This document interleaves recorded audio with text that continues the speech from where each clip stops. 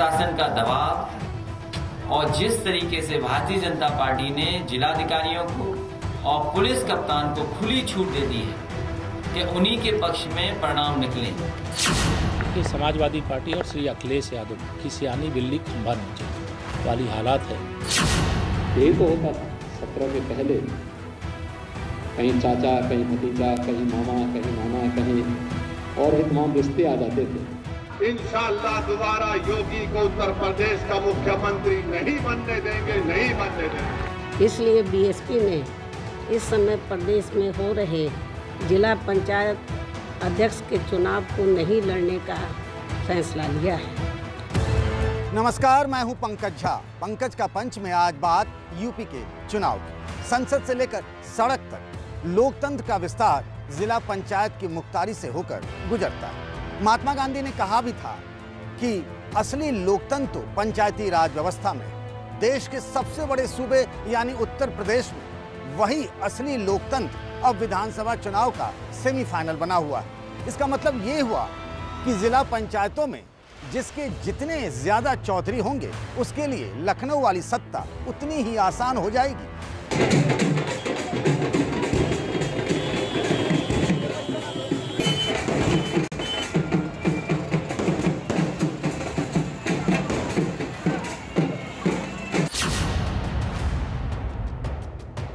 पिछले 3 महीनों से यूपी में सत्ता के लिए संघर्ष जारी है।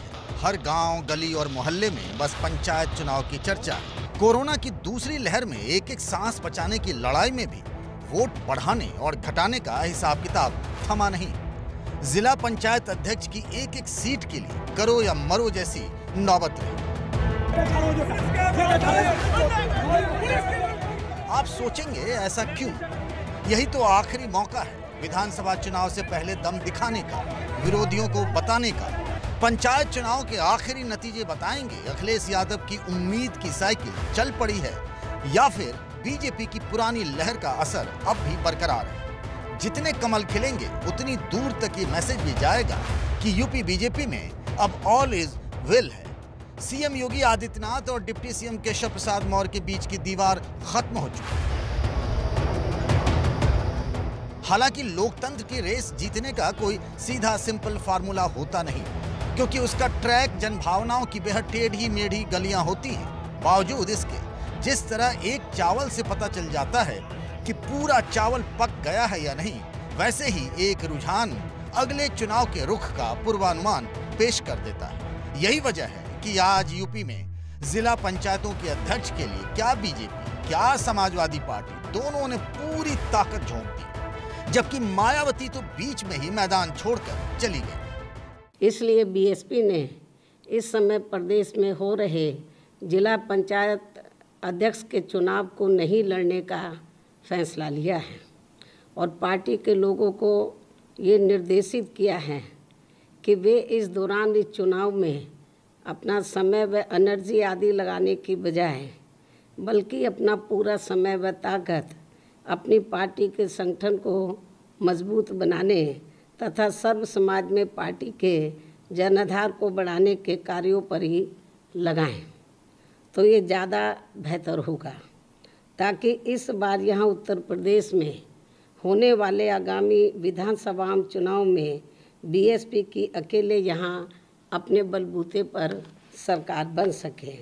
और हमें इस बात की भी जानकारी है कि जब बीएसपी की यहाँ सरकार बन जाएगी तो तब प्रदेश के अधिकांश जिला पंचायत अध्यक्ष खुद ही बीएसपी में शामिल हो जाएंगे, क्योंकि ये लोग सत्ता के बिना कतई भी नहीं चल सकते हैं।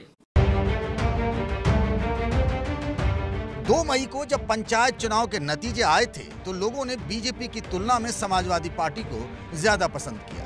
इससे अखिलेश का उत्साह बढ़ा कि बस हल्की सी पैडल चलानी है, उनकी साइकिल अगले साल विधानसभा में शानदार जीत के साथ पहुंच जाएगी। बीजेपी वोटों की बैटिंग में हार गई तो जोड़ तोड़ और साम दाम दंड भेद की खतरनाक गुगली फेंकने लगी। इसका फायदा ये हुआ कि 21 जिला पंचायत तो निर्विरोध उसकी झोली में गिर गई। मतलब चुनाव की नौबत ही नहीं आई। पीएम मोदी के संसदीय क्षेत्र वाराणसी, मेरठ, गाजियाबाद, गौतम बुद्ध नगर, आगरा, ललितपुर, झांसी, श्रावस्ती, बलरामपुर, गोंडा, मऊ, पीलीभीत, शाहजहांपुर, सहारनपुर, बहराइच, बुलंदशहर, अमरोहा, मुरादाबाद, बांदा, चित्रकूट और गोरखपुर में बीजेपी का झंडा फहराया।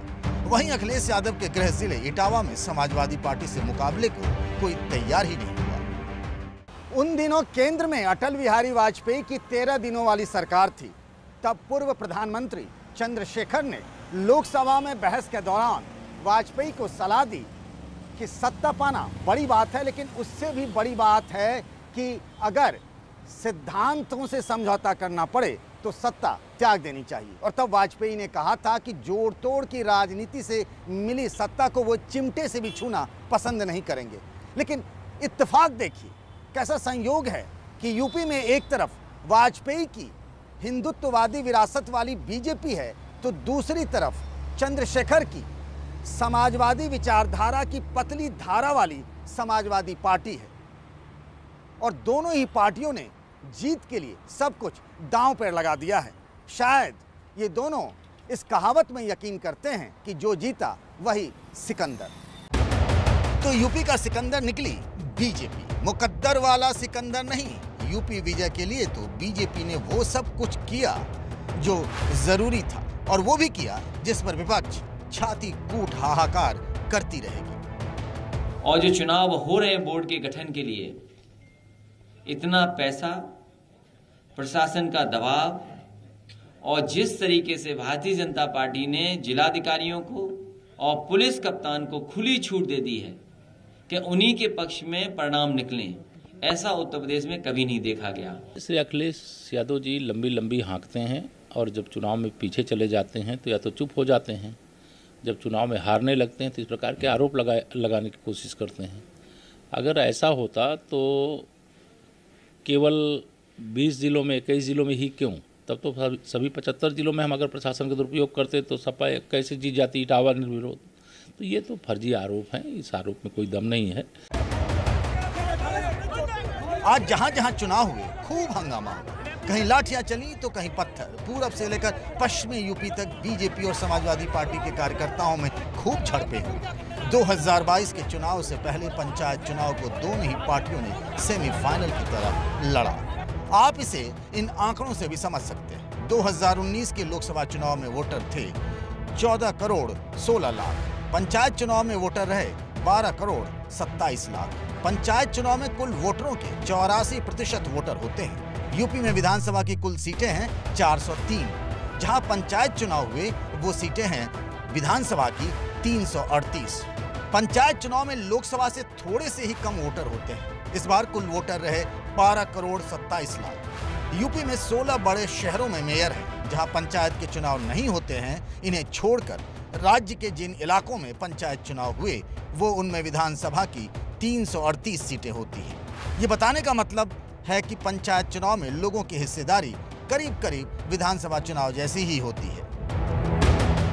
आज 53 जिलों में पंचायत अध्यक्षों के चुनाव हुए। फाइनल नतीजों में बीजेपी ने लंबी लकीर खींच दी है। 75 में से 67 जिलों में पार्टी के लोग जीतने में कामयाब रहे। 5 सीटों पर समाजवादी पार्टी और बागपत की सीट आरएलडी के खाते में गई। प्रतापगढ़ जिले में रघुराज प्रताप सिंह उर्फ राजा भैया के उम्मीदवार जीते, जबकि जौनपुर में बाहुबली नेता धनंजय सिंह की पत्नी ने बाजी मार ली। बीजेपी के लिए हर चुनाव का कनेक्शन किसी न किसी तरह अयोध्या और राम मंदिर से जुड़ जाता है। अयोध्या में भव्य राम मंदिर के निर्माण के लिए पीएम नरेंद्र मोदी पिछले साल भूमि पूजन कर चुके हैं। अयोध्या में हार बीजेपी के लिए कभी न धुलने वाला दाग हो सकता था। विपक्ष को मौका मिल जाता ये कहने का कि राम की राजनीति करने वाले अयोध्या में ही ढेर हो गए। पंचायत सदस्यों के चुनाव के नतीजे आए तो लगा कहीं ये सच न हो जाए। अयोध्या में 40 जिला पंचायत के सदस्य, 8 पर बीजेपी, 17 पर समाजवादी पार्टी, 4 पर बीएसपी और 11 पर निर्दलीय जीते। लेकिन जिला पंचायत अध्यक्ष के चुनाव में जीत गई बीजेपी। भगवान राम की जन्मभूमि अयोध्या में सरकारी जुगाड़ ने बीजेपी की लाज रखी।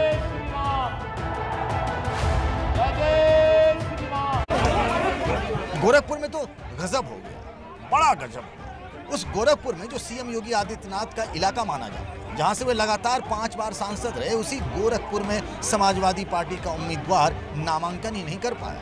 आरोप है कि बीजेपी के समर्थकों ने उसे डीएम ऑफिस में घुसने ही नहीं दिया, तो बिना चुनाव के बीजेपी वहां निर्विरोध जीत गई। कहते हैं कि दूध का जला छाछ भी फूंक फूंक कर पीता है। 2017 में जब योगी सीएम बने तब वे गोरखपुर से लोकसभा के एमपी थे। बाद में उन्होंने ये सीट खाली कर दी। उपचुनाव हुए तो योगी के गढ़ गोरखपुर में बीजेपी हार गई। इस हार पर कहा गया कि योगी तो मुख्यमंत्री रहते हुए भी सीट बचा नहीं पाए। फैसला हो चुका है कि योगी आदित्यनाथ ही यूपी चुनाव में बीजेपी के सीएम चेहरा होंगे। ऐसे हालात में योगी पंचायत चुनाव में गोरखपुर हारने का खतरा नहीं मोल ले सकते थे। गोरखपुर में 68 पंचायत सदस्य, बीजेपी के 20, समाजवादी पार्टी के 19, कांग्रेस के 1, बीएसपी के 2 और 26 सीटों पर अन्य की जीत हुई थी। बीजेपी ने गोरखपुर के जिला पंचायत अध्यक्ष के चुनाव में मतदान की नौबत ही नहीं आने दी। यूपी के बलिया को बागी बलिया ऐसे ही नहीं कहते। बीजेपी ने पूरी ताकत लगा दी। बीजेपी की तरफ से सांसद, विधायक से लेकर मंत्री तक लगाए गए। जीत के लिए हर दांव आजमाए गए। चुनावी अखाड़े में मां बहन के रिश्तों पर भी तंज किए गए। क्या चौधरी जी को बताना चाहिए कि कितने बाप बदले, कितनी माँ बदले और कितनी अपनी बहन बदल करके राजनीति में है। निश्चित रूप से प्रेस माध्यम से उनको बताना चाहिए। पूछना चाहता क्या चौधरी जी को बताना चाहिए कि कितने बाप बदले, कितनी माँ बदले और कितनी अपनी बहन बदल करके राजनीति में है। निश्चित रूप से प्रेस माध्यम से उनको बताना। यूपी के पंचायत चुनाव में इस बार क्या क्या न हुआ, सब याद रखा जाए। चंदौली में समाजवादी पार्टी के पूर्व सांसद रामकृष्ण यादव तो पंचायत सदस्यों के चरणों में ही गिर पड़े। चलिए, आखिरकार यूपी में पंचायत चुनाव खत्म हो गया। तो आखिरकार यूपी में पंचायत चुनाव खत्म हो ही गया। जो जीते उन्हें मुबारक हो, जो हारे वो हिम्मत ना हारे। वैसे भी पंचायत चुनाव का विधानसभा चुनाव से कोई सीधा कनेक्शन तो है नहीं। अगर ऐसा होता तो 2016 में बम्पर जीत दर्ज करने वाली समाजवादी पार्टी अगले ही साल विधानसभा चुनाव में धराशायी ना हो जाती। और पंचायत चुनाव जीतकर भी ममता बनर्जी ने इस साल के विधानसभा चुनाव में बंगाल में बाजी मार ही ली। चुनाव तो माहौल का खेल होता है। हर पार्टी का अपना अपना वोट बैंक होता है। जिसका माहौल बन जाता है, जीत उसके नसीब में होती है। तो इंतजार करिए फाइनल मैच यानी विधानसभा चुनाव का यूपी का। पंकज का पंच में आज के लिए बस इतना ही। अगले हफ्ते आप सबसे फिर मुलाकात होगी। तब तक के लिए नमस्कार।